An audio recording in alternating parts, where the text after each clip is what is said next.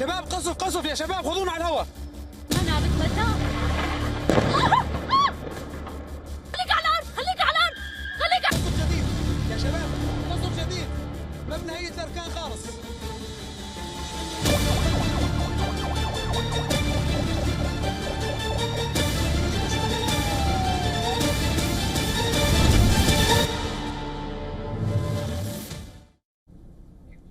The top story we're tracking at this hour for our viewers is coming from Syria, where the Syrian army is withdrawing from violence in Sweda. A US call for government forces to leave the majority Druze southern city. Now, the Syrian government earlier announced a new ceasefire in Sweda that would require a halt to military operations there after clashes that a war monitor said had left more than 350 people dead since Sunday.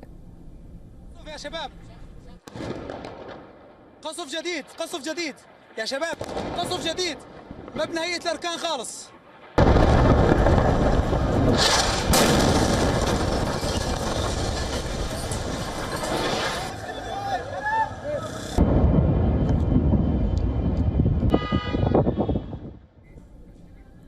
A wave of Israeli strikes hit the Syrian capital Damascus on Wednesday. The strikes hit next to Syrian presidential palace. The Israeli strikes also hit targets near the Syrian army and defense ministry headquarters.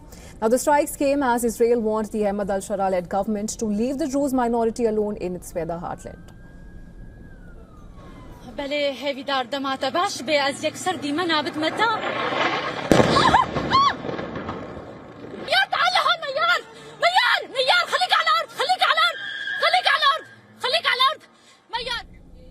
A video captured the moment a reporter was caught by surprise during a live transmission on Wednesday as Israeli jets struck the Ministry of Defense in the heart of Damascus. Several more loud explosions were heard as the team runs for cover.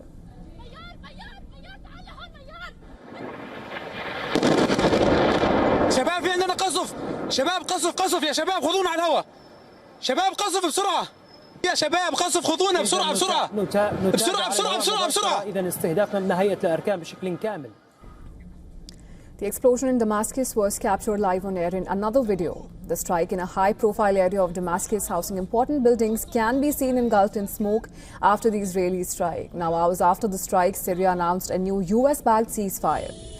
A Syrian Defense Ministry statement said that its army has begun withdrawing from the city of Sweda in implementation of the terms of the adopted agreement after the end of the sweep of the city for outlaw groups. Now, the statement did not mention any withdrawal of other government security forces which had deployed to the city. Now, the Syrian Observatory for Human Rights War Monitors said that the violence in Sweda province had left more than 350 people dead, including government forces, local fighters, and 27 Druze civilians killed in summary executions. The Syrian presidency vowed to investigate the heinous acts in Sweda and to punish all those proven to be involved. Israel, which has its own Druze community, has presented itself as a defender of the group. However, many analysts say that it is a pretext for pursuing its own military goals of keeping Syrian government forces as far away from the shared frontier as possible. Now, Turkey condemned Israel's strikes, saying that they undermine stability in the war-torn country and must stop. According to a diplomatic source, Foreign Minister Hakan Fidan told his Syrian counterpart that Israel's strikes in northern Syria and Damascus were alarming. Fidan also talked with U.S. Special Envoy from Syria, Tom Barrack, on the phone, saying that Israel's attacks on Syria and the clashes in the south must be stopped. Iranian Foreign Minister Abbas Araghchi also condemned the Israeli strikes, demanding an end to the unhinged aggression. Araghchi said that the strikes were all too predictable, questioning which capital was next. Now, announcing the new ceasefire on Wednesday, Syria's Interior Ministry said that there would be a total and immediate halt to all military operations, as well as the formation of a committee comprising government representatives and Druze spiritual leaders to supervise its implementation.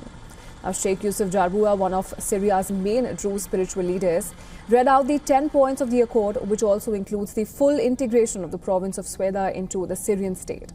Until now, Druze areas have been controlled by fighters from the minority community. Now, the clashes between the Bedouin and the Druze that first prompted the government deployment were triggered by the kidnapping of a Druze vegetable merchant.